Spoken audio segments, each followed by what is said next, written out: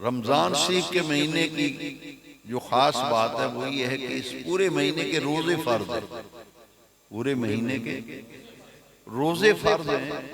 और फिर इस महीने की ये इज्जत अजमत और वक़ार है कि एक फर्ज अदा करेंगे 70 फर्जों का सवाब, एक नफल अदा करेंगे पूरे फर्ज का सवाब। और इस रात में कुरान नाजिल हुआ था शबे कद्र, इन्ना अंज़लनाहु फी लैलतिल क़द्र।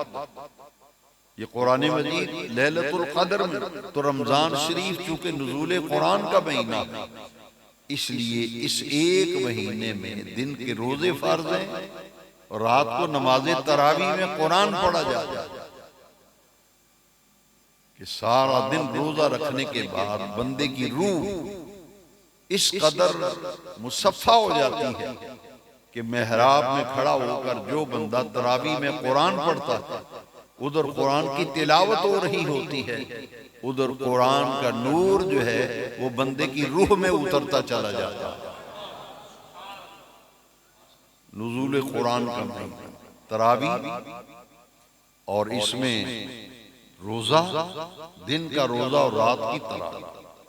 फिर इसमें दो चीजें और हैं, एक सहरी का वक्त और एक इफ्तारी का वक्त। इतना अजीम महीना, दो वक्त, सहरी इफ्तारी।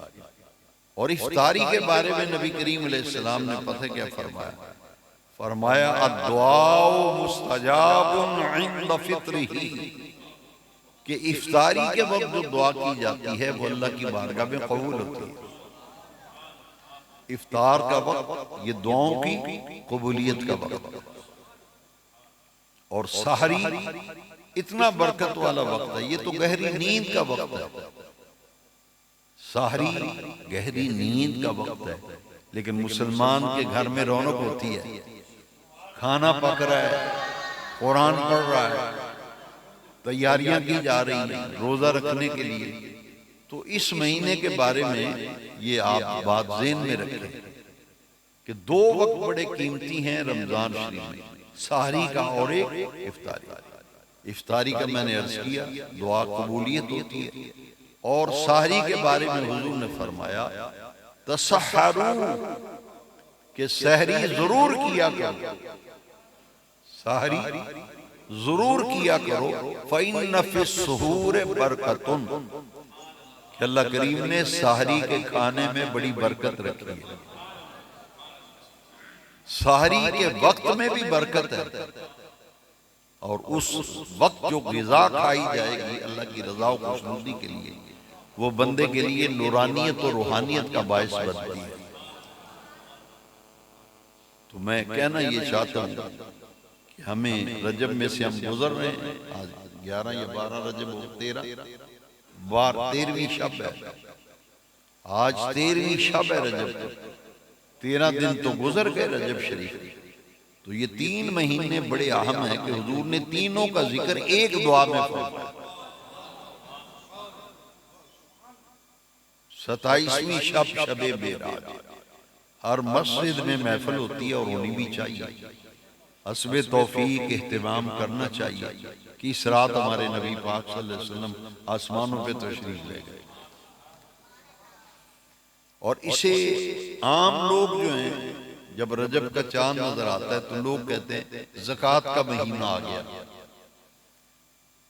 इसे ज़कात का महीना आम लोग ख्याल करते हैं, जबकि ज़कात के लिए कोई महीना मुकर्रर नहीं है। ये बात नोट कर लो। ये मशहूर इसलिए हुआ है कि कदीम जमाने से मुसलमान रजब में ज़कात देते थे, इसलिए मशहूर हो गया ये ज़कात का महीना। वरना साहिब निसाब, जब भी साहिब निसाब हो उस तारीख पर हर साल बाद हिसाब किताब करके वो अपने माल की ज़कात देते। तो रजब शरीफ में चूंकि मुसलमान ज़कात निकालते हैं, इसलिए मैं कुरान मजीद की एक आयत करीमा जो कुरान मजीद में कई जगह पे आई है, मुतअद्दिद मकामात पर एक ही आयत आई है, अकीमुस्सलात व आतुज़्ज़कात, अकीमुस्सलात व आतुज़्ज़कात, अकीमुस्सलात व आतुज़्ज़कात। कई जगहों पे इकट्ठी दोनों आई इबादत। ये इसमें एक खास नुक्ता ये है कि ये दो इबादतें आपस में जुड़ी हुई हैं। जोड़ा है एक जोड़ा आयत के अंदर, नमाज ज़कात। इससे मालूम ये हुआ कि दीन इस्लाम नमाज के बाद जिस इबादत का दर्जा है वो अपना माल अल्लाह के रास्ते में खर्च करना, माल की ज़कात देना, इसका दर्जा है नमाज के बाद। रोजे का दर्जा इसके भी बाद है। हम लोग जब किसी के मुतल्लिक कहते हैं कि फला आदमी नमाज रोजे का पाबंद है, कहते हैं नमाज रोजे का पाबंद है, उससे दिल में एक ख्याल आता है कि शायद नमाज के बाद रोजे का दर्जा। तो ये बात समझ लें और नोट कर लें कि नमाज के बाद रोजे का दर्जा